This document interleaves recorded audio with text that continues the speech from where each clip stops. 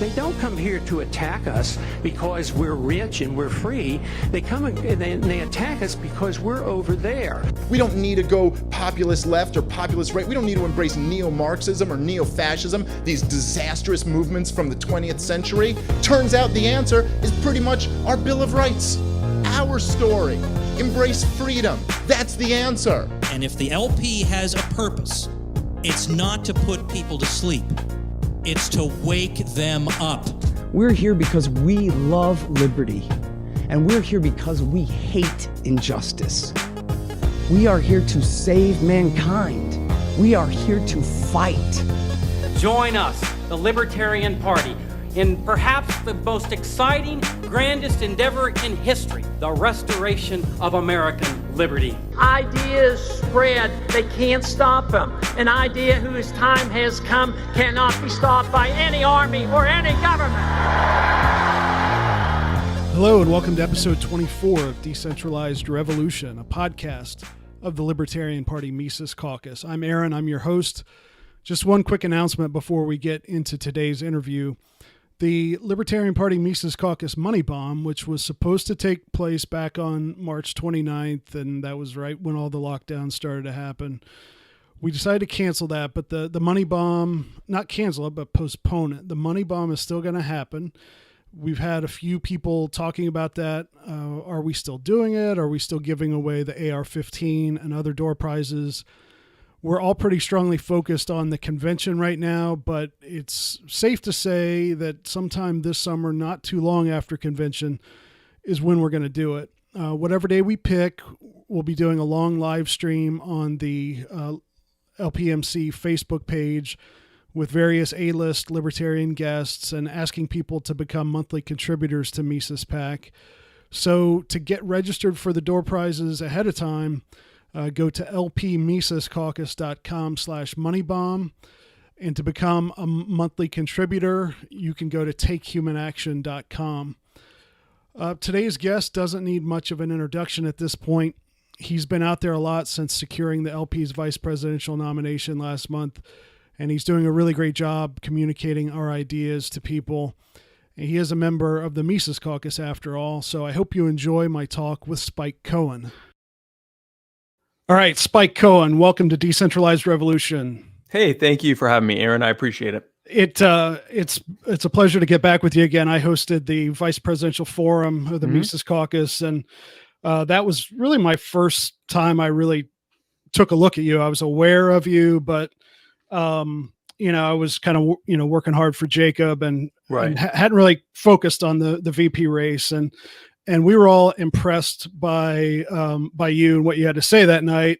Thank you. So tell us about your decision to, take us through the first time you had an inkling, hey, I might want to seek this nomination, and take us through that process. And are you surprised that you won? And I will say that. So there's a few different things there. I'll start with what got me into this process. First of all, I just to give you a little bit of background about me, and I mentioned this in the Mises forum, but I had a website design company that I started as a teenager back in 1999, and then 3 years ago, I decided I had some personal stuff that happened in my life, and I decided that I really wanted to focus my life on my real passion, which was spreading the message of liberty.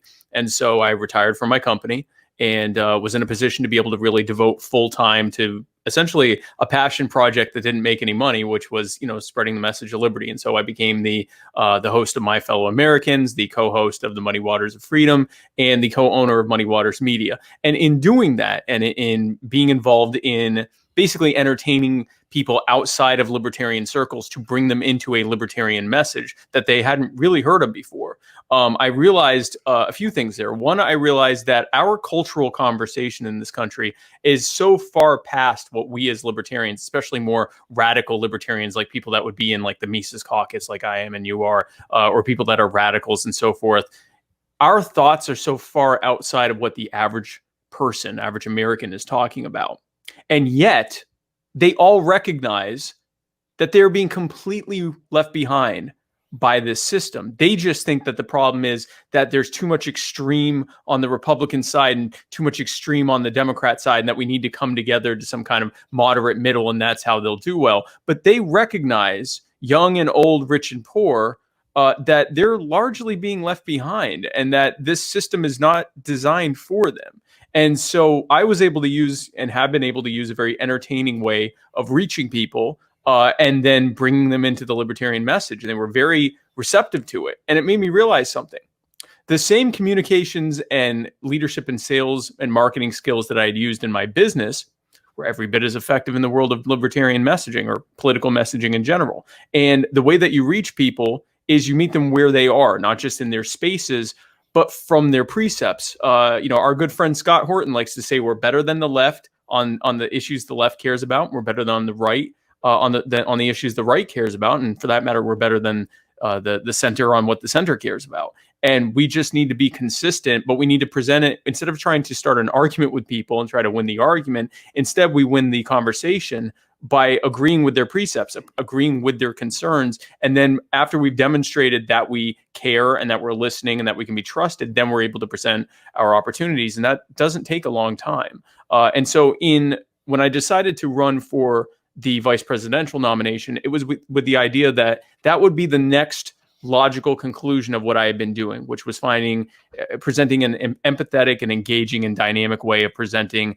a very strict, radical libertarian message, and presenting it as what it is, a common sense solution to the problems that people are facing as a result of bad, centrally planned statist ideas that have come from the Republicans and Democrats. You asked, am I surprised that I got the nomination? My surprise came early on. So I thought I would get in and people would find me fun and entertaining, and that they would then say, okay, well, he did a good job, and here's who we're going to go with, or that it might be close. When I saw that there was this sort of consensus being built around me as being the VP candidate, no matter who they liked for president. If they liked Jacob, they went with me. If they liked Vermin, they went with me. If they liked Kim Ruff, it was a split between me and John Phillips. If they liked, whoever they liked, and then especially once John was out, once John Phillips was out, once Kim was out, it sort of just everyone coalesced behind me. That was surprising. By the time, for example, Larry Sharp came along, or Ken Armstrong decided to jump in the race and things like that, at that point it was more like, okay, well, this is going to be competitive, but it was no longer surprising, the idea that I'd actually get it. That surprise came around like January or February, really, really early on, after a month or so after I'd gotten in the race. Yeah. So how's the campaign been going so far? I know we're limited, but I think you've described it as an opportunity, limited as far as travel and things like that. But libertarians we're at home on the internet, and finally a campaign that meets our strengths of staying at home on the internet. Yeah. So what type of things has the campaign been doing? What are you focusing on, and what's working? So I will say this, things have been going amazingly so far. We have gotten tens of thousands of people that have signed up to be volunteers. We have met and exceeded all of our fundraising benchmarks that we were hoping to get by each time. The day before yesterday, we surpassed all of our previous fundraising goals for single day amounts. So we're doing really, really well on that front. Like you said, I do see this as an opportunity. There's definitely a silver lining to the fact that the Democrats and Republicans, we just saw it. Donald Trump tried his best to fill a stadium, and it didn't really work, because even though they were allowed to, a lot of people still aren't all that thrilled about going out to a big event and being real close to each other. And so because of that, and because of the fact that with just a combination of limitations that are in place, and the fact that a lot of people are still a little scary about going out and being real close to a bunch of other people, it lends itself to our ability we're all just kind of people sitting in front of a webcam right now. And the difference is, when Donald Trump and Joe Biden are in front of their webcams, they're trying to explain how, even though they're the people who created and have governed over and have overseen the creation of the problems that we face, that somehow this time you can finally trust them to fix those problems. that they created. And we, when we're in front of our webcams, we don't have to play the left-right rope-a-dope. We don't have to be hypocrites and say, oh, well, the Republicans are bad on this, even though we're also bad on that too, or the Democrats are bad on this, even though we're bad on that too. We can very easily and honestly and consistently say, both these people suck. Both these parties are terrible. Their ideas have very little daylight between them. They are working together to continue to screw the American people in their exclusive control of every lever of power in American government for the past 160 plus years. And we have common sense, bold solutions to fix these problems that they have either created or made worse. And I think that it's been an incredible opportunity. Obviously, the big challenges, the biggest challenges have really been with ballot access because of the need to get petitions signed and things like that. That is a tough one. And so we are working directly with the campaign or directly with with national and state affiliates to get that ballot access stuff done. And we're confident we will get on all 50 ballots. But that's probably the biggest single challenge is the ballot. I believe personally, Aaron, Bill and Gary were able to get, Gary and Bill were able to get 13% and 11% in 2 opinion polls. And we have to get 15% to make it to the debate stage. I think we can close that gap. And if we can get on that debate stage, I think it's all over.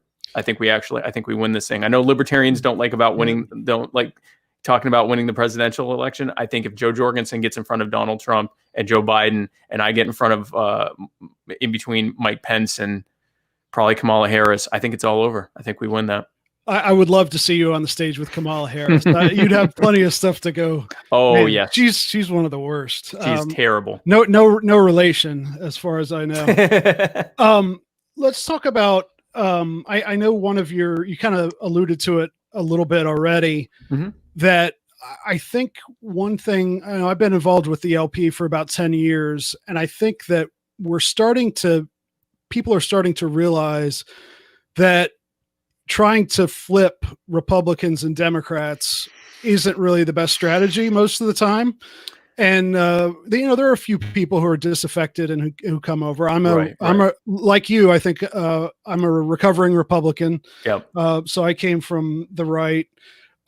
So to explain why that's not the best bet and talk about the untapped voting blocks and schools of thought out there that you think we can connect with. Sure, absolutely. So like you said, there's certainly some we can tear away from the Republicans and Democrats. And especially if we actually reach a point where we're, coming in second in polls, or we're, in leadership for the, in the running for the top of the polls, a lot of people are going to peel off that right now. Even if they think our ideas are better, they are married to the idea of, I don't want to waste my vote. I don't want to throw my vote away because I don't like Trump, but I like Biden less, or I don't like Biden, but I like Trump less.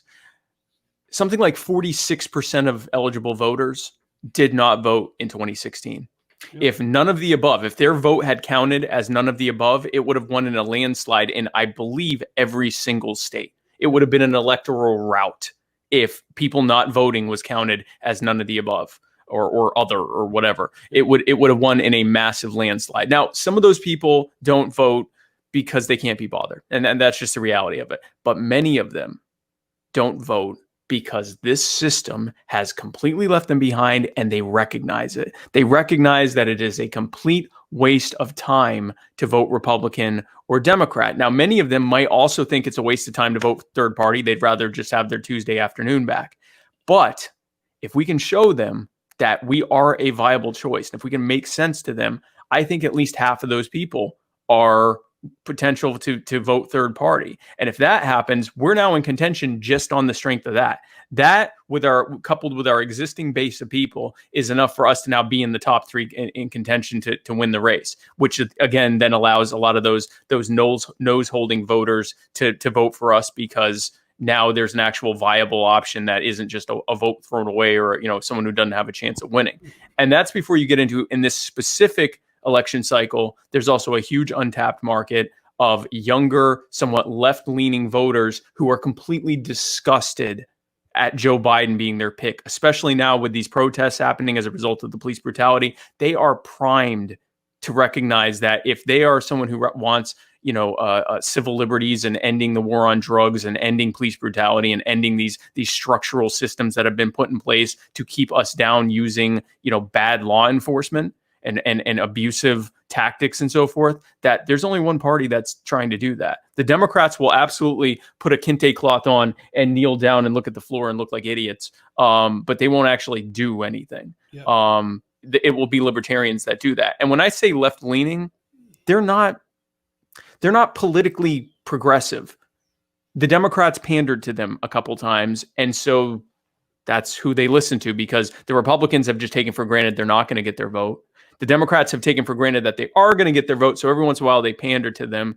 But they're ripe for the picking, and they can easily. I've done it in housing, and with Jacob Hornberger, I went knocked side by side with him. We knocked on doors in housing projects. He can tell you we were flipping people left and right. These are people that we are told are hardcore Democrats. These were poor. Almost like 99.8% of the people were black, and living in public housing, we are told that they are Democrat voters. It's a waste of time even talking to them. We flipped dozens of them as a proof of concept. I've gone into college campuses with left-leaning students in liberal arts colleges, NYU Film and Art School, Emerson College, which is a left-leaning political college, Georgetown University, very left-leaning liberal arts college. I go there, talk libertarian talking points and how they're being failed by Democrats. We were flipping them left and right. So I say left-leaning, but that's just really the only people talking to them right now. Right. You're giving them a little more meat than the Democrats bother to give them. And so what are the issues, though, that you're flipping them on? I would think that the drug war might be one, speaking to college students and poor people. Is that the case? And in addition to the drug war, what other issues do people's eyes light up when you make the libertarian point about it?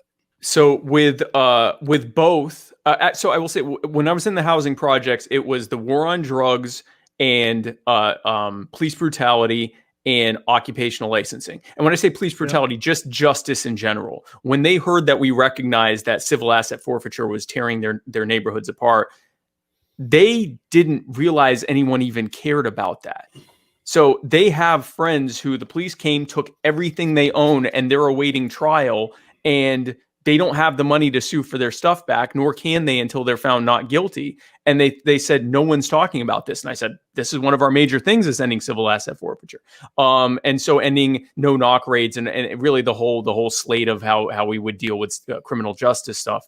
So criminal justice, including the war on drugs, and occupational licensing was a huge one. Every single person I talked to, everything from older teenagers, 17, 18 years old, all the way up to people in their 70s, they all had one or two side hustles, right? So they're all doing stuff illegally, right? But when I say illegally, it's like they're cutting hair, they're braiding hair, they're doing makeup. Some did massage. There were a lot of handymen, a lot of people that could do like some roofing stuff, people that could, replace windows, people that would, landscaping and lawn mowing. None of them had licenses because they can't afford it. Thousands or tens of thousands of dollars in compliance costs. They could not afford it. And so here they are, they're trying to make a living. And I never once asked people, hey, I didn't even talk about welfare. I didn't say, oh, we're going to cut off your welfare or we want to get you out of welfare. I would let them talk. And at least half of them volunteered. And Jacob will tell you this as well. Half of them volunteered. I don't want to be on welfare. I want to be out of this. I want to be able to, I have this side hustle I'm doing. I'm mowing lawns, or I'm fixing cars, or I'm selling a little bit of weed on the side, or whatever. And I'd like to get ahead, and I can't get ahead. Every once in a while, the police come through, and if you're not, if you don't have your licensing, they seize all your stuff, and then you get a fine, and now you can't get a business license even if you could afford it, and it's destroying them. So those were the big things: occupational licensing, criminal justice, including ending the war on drugs. But the big one was occupational licensing. They want to get ahead. They want out of there. The liberal arts college students, the big thing was student debt, and will they be able to get a good job when they get out? Which is why when Bernie Sanders shows up and says, I'm going to give you a minimum wage increase and I'm going to pay for your college, they're all for it. Right. So when I would talk to them about how the state had created this entirely arbitrary system that required them to go to, spend all this time in school and run up all this debt to begin with, just to be able to do their chosen field of work, and that we would simply allow them to apprentice and be able to go and start working immediately. We signed up people left and right when they realized this whole thing was a shell game created by the statists to be able to prop up the higher education field, and that it's turned into this giant monster that no one has control over. They were eating it up left and right. Yeah, I think it's every once in a while you see a story in the corporate mainstream media about, hey, these for-profit colleges are bad and things like that. But nobody does the next step and thinks, well, why are all these people going to all these colleges?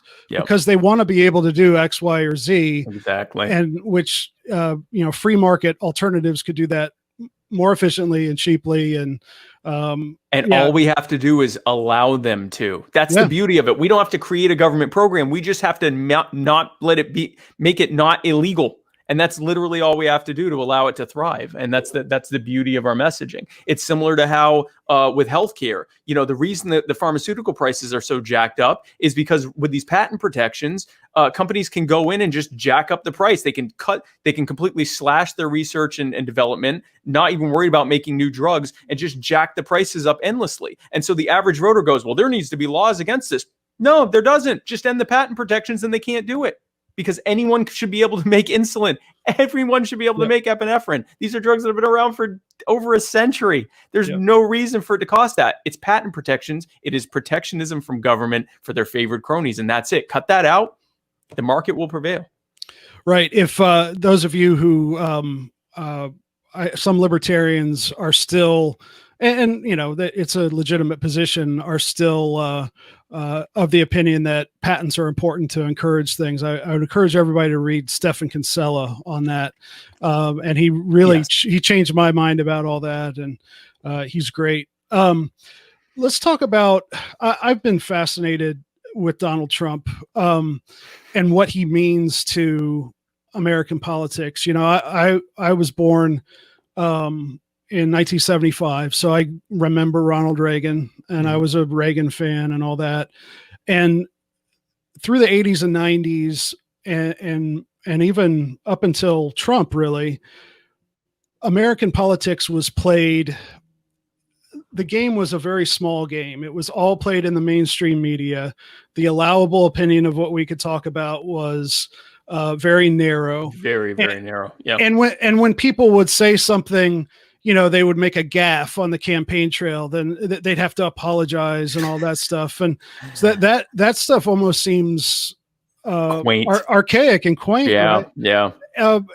And I think Trump has broken that down and showed us the possibility of engaging with voters in more unorthodox ways. Do you think that effect is going to stick around after Trump? Is the genie out of the bottle, or are things going to go back to normal once he's out of the picture? I think Trump has demonstrated that if you are bold enough to follow through with it, that the age of soundbite, heavily processed milquetoast campaigning, there's no need for it.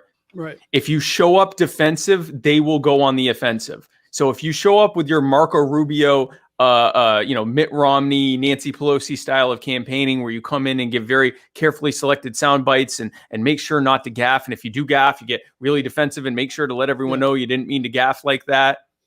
The media will absolutely eat that up, and you will be your own undoing. If you come in like a bull in a china shop and you set the agenda and you set the nomenclature and you force them to go along with you, they'll go with that too. Do you know why? Because they have to. Because television media is a dying medium, and they need the viewership. And if you can bring them the views, even if they hate you, they will love to hate you. The media loves to hate Donald Trump because they get to complain about how terrible he is, which most of those complaints are legitimate, and they get a bunch of ratings for it. And so Donald Trump has kind of broken that code. He's also demonstrated that respectability politics is dead. So, I am someone that typically presents myself in a more traditional way. When I'm at NatCon in a couple of weeks, when I'm in the convention in a couple of weeks, I'm going to be wearing a suit and a tie and everything else. And that's how I typically present. I mean, even with this, I'm wearing I'm not someone You're wearing a shirt today. I'm wearing a shirt. I'm wearing an actual shirt. I know. Well, it's funny because people remember at the time I didn't wear the shirt. That's the only time in my entire broadcast history that I've never not worn a shirt. And everyone noticed. It's kind of nice. But so the bottom line is that, I'm someone that presents traditionally, but Donald Trump is a bright orange man who talks at a low scream and gold plates everything. He's been the butt of pop culture jokes you said you were born in 75. I was born in 82. We've watched it in real time. He's been the butt of everyone's jokes through our entire childhoods. And he showed that here's what people respect. They respect people who they perceive as bold and fearless and that they are presenting something completely different from what anyone else is. And they are drawn to that. Now, the majority of people did vote against Donald Trump, but he created a cult of personality that no one else has right now. No one else could fill a stadium with 7,000 people for a political rally right now. Yeah. At all. Yep. And so what he represents, and so to answer your question, what he represents is that he has shown that the emperor has no clothes, that you can show up bold and brash, and you don't have to do it the way he does. You don't have to insult people or anything else. You don't have to present the kind of politics he does. You just come in bold and unapologetic, and you say what you mean and you mean what you say, and you put media on the defensive and force them to question their precepts on live TV, and it works. It turns out it works. Yep. That's great. Let's talk a little bit about economics. That's another thing that you did very well on in the Vice Presidential Forum. And, that's obviously very important to us in the Mises Caucus. How do you explain the libertarian approach to economics to people who either A, don't know anything about economics, or B, kind of just know the standard mainstream Keynesian outlook on things? The beauty of things is that as people are watching everything fall apart at the seams, they already recognize intuitively that something is wrong, even though the signals that they're constantly getting from government on both sides of the aisle and news media is everything is fine. We have this under control. Just do what we say and listen to what we say, and everything will turn out okay. And if you don't listen, we'll put you in a cage. They hear that. And they've, up until now, the neoliberal neocon world order that we lived under, people went, yeah, I guess it's working. Everyone gets it's not working now. Or the majority of people get that it's not working right now. And the ones that I was talking about, the ones who don't vote, and the younger, and especially left-leaning, but really just younger voters in general, who don't have any built up time of having made money back when, wages were higher than the cost of living, they're completely left behind. They're ready to burn stuff down. There was a recent Newsweek poll, just to put in perspective, and this isn't economics, but it just shows how radical people are right now. Newsweek did a poll after the first round of protests and riots in Minneapolis. And they asked a few different questions, but one of the questions they asked to voters was, do you think it was that burning down the Minneapolis police precinct was an appropriate response to George Floyd's killing and police brutality in general? 54% of Americans said yes. Yeah, that's big. That wouldn't have happened 20 years ago. That wouldn't have happened 5 years ago. Yep. We are in a very interesting time. When murder hornets are the least scary thing right now, that is the reality we are in. And an increasing number of people are like, yeah, we can burn this whole thing down. Now, the beauty of that is that we look like moderates, because we're like, well, we don't want to burn anything down, but what we want to do is completely revolutionize this system so that it benefits you. And so when I talk to people, people ask how I brought in so many Yang Gangers and Bernie bros and made them into actual doctrinaire libertarians. And it's because they were Yang Gangers and Bernie bros, because Yang and Bernie were the only ones recognizing that this system had left them behind completely and that massive changes were needed. But what I was able to say is the problem is their ideas, modern monetary theory with UBI and free everything through the increasing the welfare state, is just a doubling down on the very system that has created the reality that we're in right now. Yep. What we need is, and I typically avoid words like privatization. I will say free market, but usually in the context of saying setting people free and setting markets free. Because when people hear free market, they hear what Republicans call free market and what Democrats call free market, which is what we have now, which is corporatism, which is not what we're talking about. Right. And when we say privatization, they think like country clubs and exclusive things that they can't get into and things that they'll have no access to. So I tend to use words like community-based and voluntary. I'm saying the exact same thing. So when I'm talking about, private policing, I talk about community policing with voluntary funding, with people who opt in and opt out. People love these ideas. They love the idea. It just means changing the nomenclature just slightly. And then once you have them, you can say, and now we call that privatization. We call that, the free market. We call that the invisible hand. We call that human action. We call that whatever. But you can start by using the kind of nomenclature and terms that they're comfortable with to present it with something that intuitively makes sense. Letting people do stuff and not forcing them to do what you want. Yeah. Everyone already likes that. Yeah, people do. And like you say, it takes somebody who's bold and willing to not sound like the Republicans and Democrats to get that message through and to resonate with people. Absolutely. Let's talk about a little bit about decentralization. I think you're beginning to see a lot of people, even normal people on Facebook, talking about, hey, maybe this, Alabama and California being in the same nation is not going to work very much. Do you, where do you see that going? Are you hearing that from people? And what can we do to sort of accelerate that appetite for decentralization? So remember, I was just talking about terms I tend to avoid. Decentralization used to be one of those. Okay. It is no longer one of the terms I avoid, because when I start talking about central planning and top-down, top-down plans and top-down policies from, bigwigs in Washington and their favored cronies who are, benefiting at everyone's expense, and then I say, and we need to decentralize it and give the power back to you. And that's what I usually do. Again, the idea is to often terms that we use have been associated with excluding people, leaving people out, leaving people behind, not helping people, being selfish. And that's not what we're saying, obviously, but it's what those terms have been associated with. Because unfortunately, there have been some really bad takes on libertarianism from some limousine country club libertarians who I just wish would stop. And so they're using our terms and things that libertarianism will not result in Amazon being bigger. It will result in there being more Amazons and us having more choices. And that's how it needs to be said. But no, decentralization I talk about a lot. And I mean, you have some of the most left-leaning people right now cheering on this Chaz or CHOP or whatever it's being called now, which is a literal secession movement. At whatever level of success they're having, that's what it's supposed to be. It's like the secession movement, and they're cheering it on. These are people that if you had said things like decentralization, I do tend to avoid the word secession because it's so tied to the Civil War and so forth, but saying decentralization, voluntary opt-outs, allowing people, using consent culture terms like opting out, getting consent from people, that is landing with people. In terms of what can everyone else do?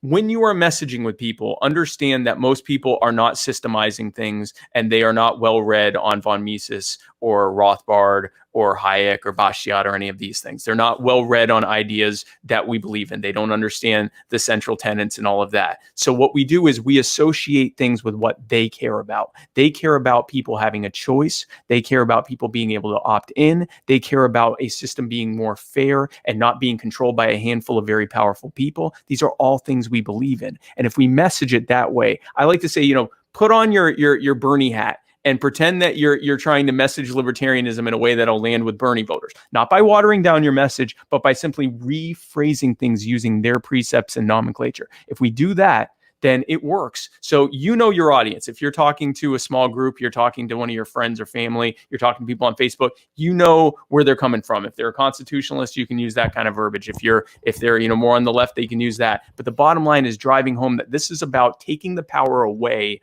from politicians who we universally hate, and bureaucrats who we universally hate, and big business cronies who we universally despise, and bringing the power back to you. That's why I say you are the power. Bring the power back to the people. When Black Panthers and people are out there saying power to the people, that's literally decentralization. And so let's lean into that, and it works. It is working.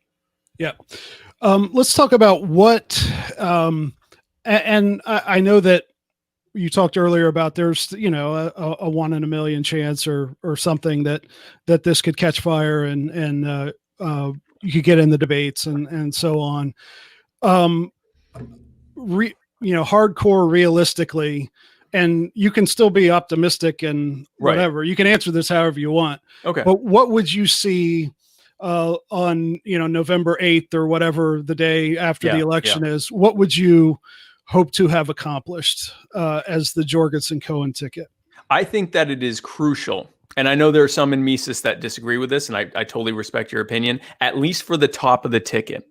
It is crucial for Joe and I and our campaign team to be operating from the standpoint of we are trying to win this thing. Yep. We are trying to get into those debates. We are trying to get in front of as many people as possible. And we are trying to change the cultural conversation so that we can actually win this thing in this election cycle, with the idea that if we're shooting for the moon, whatever we fall short, if we don't get it, if we don't get on the debate stage, or we do and we come in second, or we get double digits, or we get over 5%, whatever, that we will have done better than most people, even including a lot of people within the party, thought that we would have done. But in my mind, I have to be, and Joe has to be, focused on victory from this moment until election day, because A, stranger things have happened, and B, the more people we bring in, the more people that we can grow in the party and bring to the message of libertarianism, the more we can affect, because politics is absolutely downstream of culture. The more we can change that cultural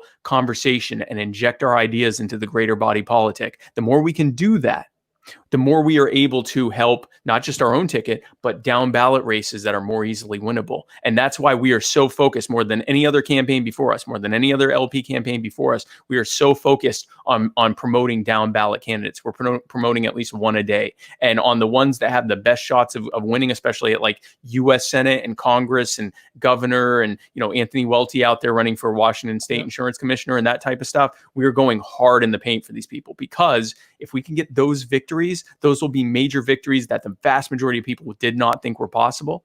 And again, we're running to win. And I will say, I think we're a lot closer than people think to get on that debate stage. And I think if we get on that debate stage, we have a serious chance. I say better than even odds of winning. And at the very least, we will be at that point pretty much guaranteed to blow through any previous records we have. Yeah. I've often wondered, though, if we actually did have a candidate, if Joe and you got 15, 16%, if they would just move the goalposts, and the campaigns then not say, well, we don't want to do that, and so we're just going to have our own debate. I think that the goalposts could be moved in the future. So, for example, I forget what the number was. Ross Perot got more than that, and he did so well in that debate that he could have won if he actually wanted to. He actually, for those who don't remember, because we're a little bit older than some of the other people in Mises, we're kind of the old folks in the Mises crowd, which is funny to me. But when Ross Perot got on that debate stage, he so creamed his opponents that there were multiple polls in the ensuing weeks afterwards that had him leading, and he did not want to be president. So he came up with this ridiculous, flimsy excuse to drop out. And then a couple weeks before the election, when it looked like Bush might actually win again, because that's why he was to stop Bush from winning, he came back in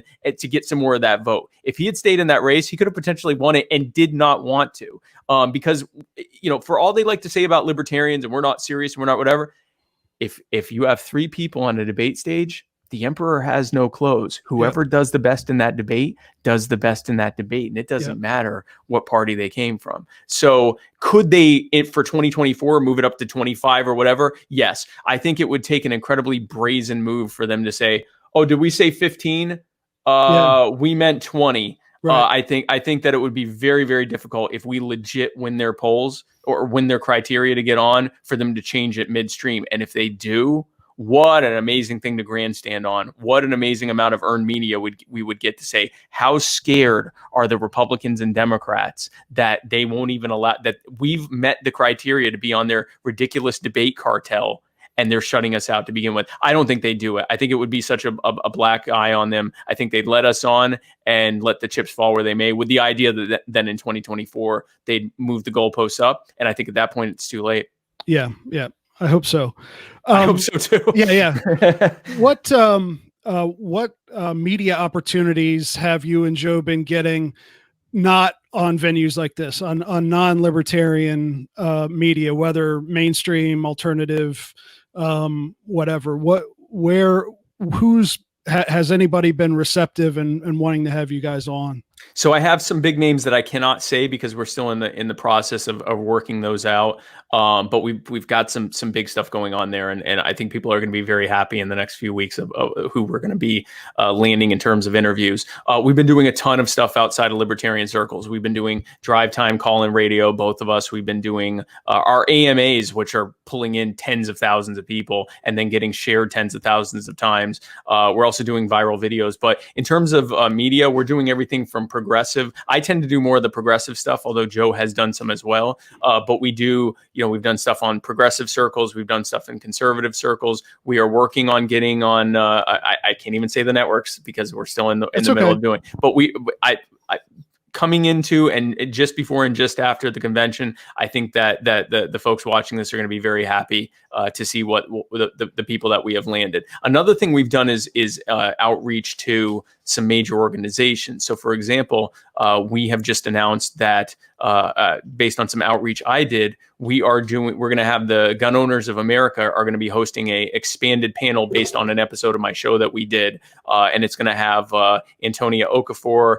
and Antonia Okafor-Cover and a bunch of other people. And it's going to be basically the whole panel is going to be about debunking the whole stereotype that gun ownership is a white guy thing. I will be the only white guy on that stage. And it's going to be a whole, a cornucopia of different people of all different ethnicities and backgrounds to show that gun ownership is a universal thing and that gun control laws actually have a pretty tinged racist past. And so that is a great conduit into the 2A people because of Gun Owners of America, and it's also a great conduit into people who have never been comfortable with the idea that all the various progressive groups are just pro gun control by default, which does not make sense to people who don't see the police in a positive light and don't like the idea of them being the only ones who are allowed to have guns. So I think that'll be an incredible thing as well. Just a couple weeks away, you mentioned the national convention, July 8th through 12th in Orlando. Mm-hmm. As we approach that, and it's been a long road getting here, and we hope it will still happen. And right, the COVID stuff is crazy. What do you see as working within the Libertarian Party, and what's not working? And I'm not asking for who are the people we need to run off, but what are the problems we need to solve as a party? I think the problem we need to solve is one of culture. And it's something I've been working on we have the Jorgensen Cohen group, which has I think 50,000 members or 60,000 members or something like that. And we as a culture, and I think this is typically how libertarians are wired, relative to just the general public. And obviously everyone's a little different, but generally speaking, every person processes things with a combination of intuition, emotion, and intellect. We are really, really high on the emotion and the intellect. And I think we often lose the intuition. And so what happens there is we are having conversations with people and we are systemizing things and we are breaking down and presenting the absolute best argument to a point where we're getting pretty heated about it because we are presenting the best argument and it makes zero logical sense for this person not to completely accept our argument because of how we presented it. And we've done all of our due diligence and here's even our footnotes and everything else. And if they disagree with us, we go, what kind of moron are you that you don't agree with this, right? Or so, for example, when we hear someone complain about the cost of healthcare and how it's ruining their life and how they had one emergency room visit and they don't know how they're going to be able to afford things, they're going to end up having to go bankrupt. And then they'll say something like, I think healthcare is a right. And so, healthcare should be free. Instead of hearing what they actually said, which is I'm scared to death about the cost of healthcare and we need to do something, we hear healthcare is a right, we get triggered, and then we argue with them about it. Yep. And now they hate us because they said I'm scared and we said you need to know what positive rights or negative rights are before you can talk to me about healthcare. And we do the same thing with each other too. So, there's the whole joke that, there's no such thing as a true libertarian because we're always arguing with each other. I think the culture within the party often is just very argumentative because that's what we're good at. We're good at arguing. We're good at making arguments and then pushing them forward. And when you use a debate club way of approaching every interaction, especially every interaction within an organization, it leads to an unnecessarily combative and adversarial tone within that party. And so what I've tried to focus on is encouraging people to be kind. and be generous. There might be a time where it might be better for someone to think that they won the argument, but also developed a line of communication with you that you can explore and plant seeds with them in the future. And that includes within this own party. There may be times where you and I could be talking about something, and it's a subject that and you seem like a very level-headed guy, so I'm not assuming anything about, but it might be something that's just very near and dear to your heart, and we may disagree on it. And it's obvious that this is something that really means a lot to you. And rather than trying to, beat you over the head with my argument that I think is better, I think it would be better in that moment for me to say, hey, you know what? This obviously means a lot to you. Why don't you, when you have a chance, give me a little bit more details about what you're talking about? Because A, you might teach me something, and B, if nothing else, we now have an open line of communication. You see that I care and am listening to you, and you may end up coming to my way once, the emotions are less charged and we're able to look at our facts as they're laid out. But within the party, I think that would be good. I think we could all afford to be a little bit more gracious with each other and a little bit more generous with each other, because we are a small fish in a gigantic pond, and we are trying to take, big moves, bold, radical moves. And that is going to require us working more closely together. I also will say that to the people that present the false binary on both sides of this argument, but there's a false binary that's presented that we either need to be milquetoast, and I'm using the term milquetoast, let's say moderate, because that's kind of an insult, that we either need to be moderate with our presentation, that we really don't need to talk about things like abolishing the IRS or the ATF, because that's kind of scary to people that are not ready for it. We need to just say taxes should be lower. We don't want to talk about getting government out of schooling. We should just say that maybe, No Child Left Behind isn't a good bill or something like that. And then we're presented with another false choice, false narrative, false binary, that what we need to do is be brutalists. We need to say end school, end public schooling, or end government schooling. But then we also need to say that, for example, everyone that uses schooling is a welfare queen.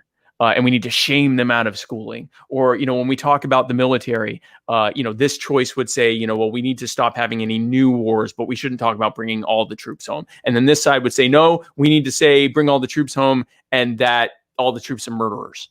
Yeah. There is that's a false binary there. Yeah. That's a false choice.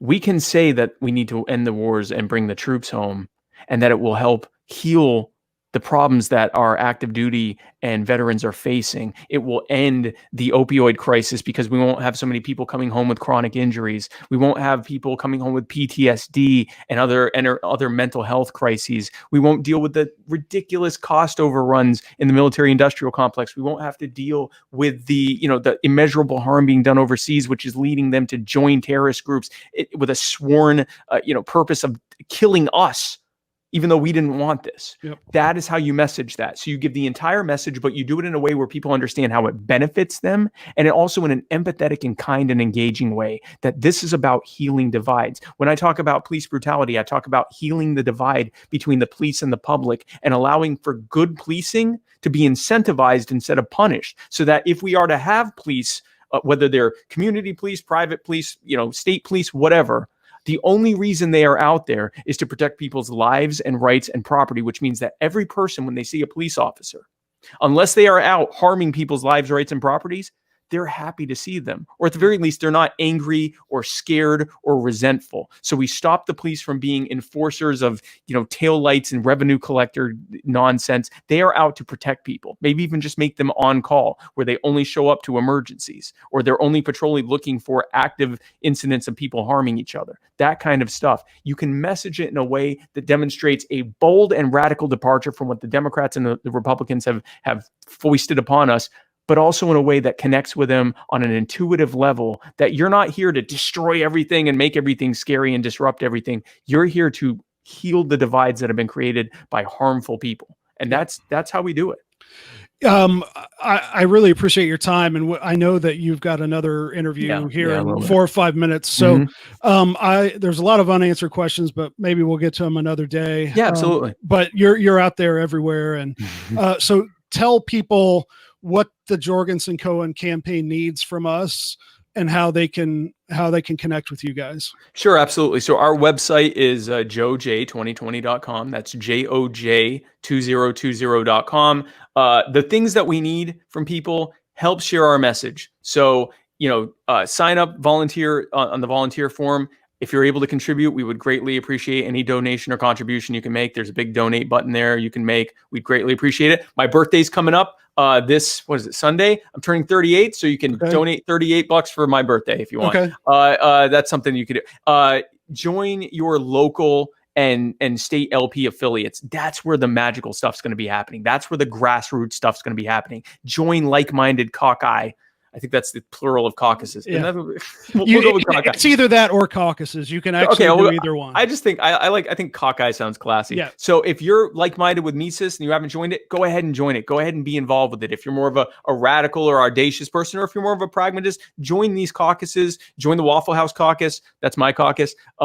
Join groups of like-minded local libertarians so that you can really start doing things at the ground level. We're going to need people, knocking on doors and making phone calls and getting petitions signed and distributing the branded merchandise when it comes out, and getting lawn signs and putting them on their front lawn and giving them to their neighbors, and wearing the merch and all, getting involved at the grassroots level. My social media on Twitter is @RealSpikeCohen, and on Facebook it's facebook.com/literally Spike Cohen, or just Spike Cohen if you search for it in the Facebook search bar.